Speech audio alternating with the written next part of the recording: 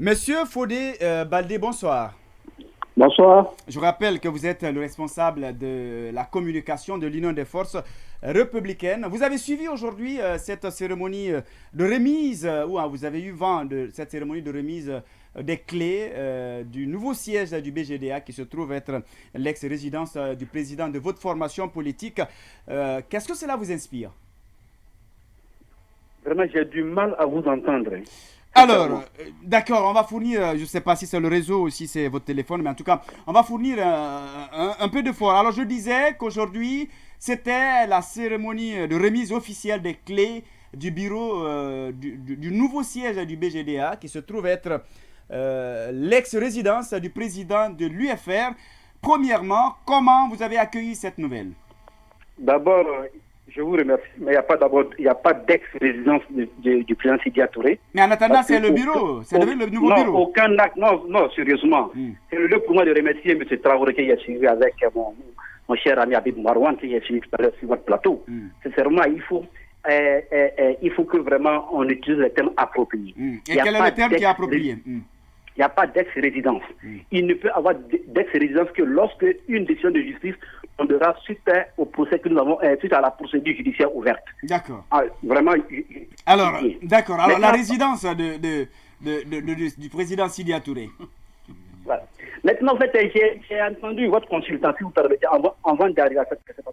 Votre consultant dit qu'il n'a pas ample d'informations sur l'affaire de la résidence du président Sidia Touré. Je suis désolé. Parce que nous avons maintes fois publié toutes ces informations là-dessus. Et je salue vraiment Traoré, M. Traoré, qui a pris la peine d'expliquer ce qu'on appelle la déclassification, que certains sont en train de confondre à tout point de vue. Confondre? En effet, il n'y a pas de déclassification en ce qui concerne un bien privé de l'État. Le bien privé de l'État ne peut pas être déclassifié. Donc, encore une fois, on parle de décrets. Il y a des biens privés de l'État qui ont été ici cédés par arrêté ministériel. Le décret intervient lorsque la superficie va au-delà de 1000 m². C'est ce qui fait appel au décret. Encore une fois, le président Sidia dispose non seulement de son titre foncier conformément au code domanial et foncier de 92, il a payé la valeur vénale. Encore une fois, M. Traoré l'a insisté là-dessus. Et il n'a pas fait ça n'importe où, il a fait ça au trésor guinéen, il a le reçu avec lui. Donc tout cela réuni, nous avons saisi réellement, comme on appelle, le tribunal de première instance de Dixine, dont la présidente comment on appelle, avait dit qu'elle était incompétente de connaître l'affaire, alors qu'elle devait la connaître suite aux dernières réformes du système judiciaire. Donc tout cela réuni, à la vérité, c'est une indignation totale. Mais une indignation non pas seulement pour l'UFR, mais pour tous les citoyens épris de démocratie, de respect des droits de l'homme. Parce que tout simplement, on se rend à l'évidence qu'il n'y a pas une volonté manifeste de faire parler de droit, de laisser la responsabilité à la justice de trancher de cette affaire. On a vu l'affaire de la résidence du président Cellou Dalein. Aujourd'hui, on a celle du président Sidia Touré. Donc tout cela réunit vraiment, on serait tenté de donner raison à ceux qui, le 28 février, ont parlé de haine. La façon dont les militaires se sont déployés sur le président Sidia Touré pour récupérer la clé, et dont ils sont déplacés, la façon dont ils sont déplacés également, sont déportés sur le président Cellou Dalein, c'est quand on parlait de haine. Moi, je n'ai pas compris. C'est maintenant que je commence à comprendre. Ah ouais.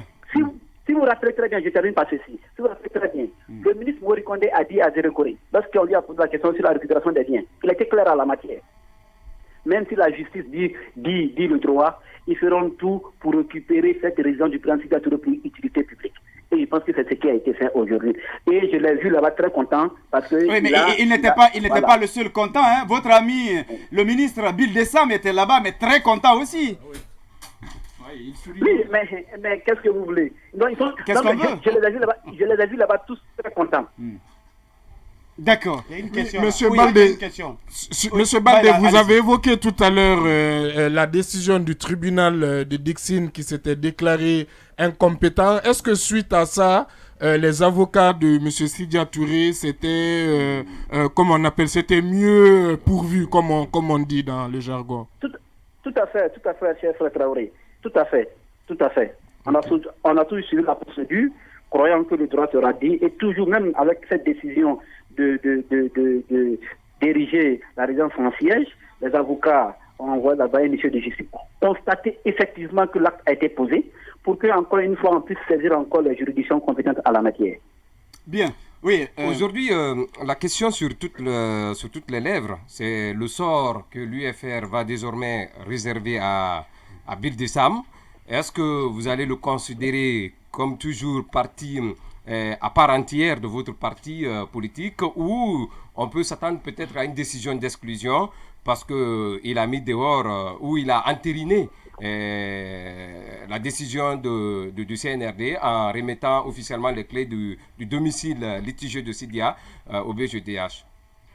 Non, pour l'instant, cher Habib, pour l'instant, cette question, nous sommes très minimes par rapport vraiment à l'enjeu du moment.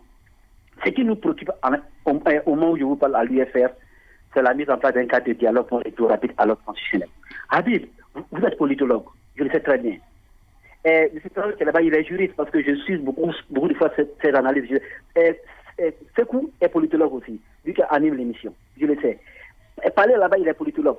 Je sais très bien que vous conviendrez avec moi que lorsque, chaque fois que les partis politiques, les acteurs sociaux, ont mis en place ont créé des couloirs pour la mise en place d'un cadre de dialogue pour aboutir au retour à l'ordre constitutionnel. Le CNRD a toujours posé des actes pour nous divertir, pour nous amener sur un autre chemin.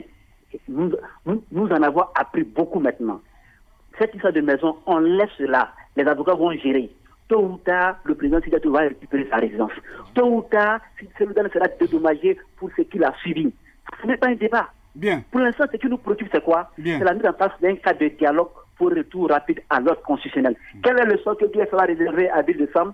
Ça, vraiment, en la matière, je pense que ça, ce n'est pas à l'ordre du jour pour l'instant. Ce qui nous préoccupe réellement, comme je l'ai dit tantôt, c'est la mise en place du cadre de dialogue pour un retour rapide à l'ordre constitutionnel et faire en sorte que nos camarades, les jeunes qui ont été tués, qu'une justice, une enquête indépendante soit ouverte pour situer les responsabilités, pour que les coupables répondent de leurs actes et que nos amis qui ont été illégalement, injustement arrêtés puissent être libérés. Et c'est le lieu pour moi de présenter mes condoléances au nom du président, aux défunts et souhaiter prompt rétablissement à tous les blessés. Et vous aussi, journalistes, il est temps pour vous aussi de rejoindre la dynamique parce que votre président de la HAC a parlé, suivez ça très bien.